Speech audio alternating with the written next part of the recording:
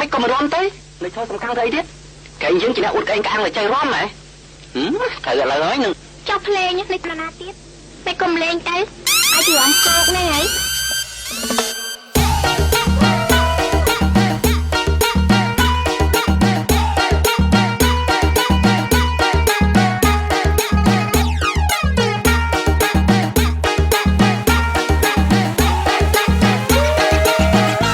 G Nat MC Remix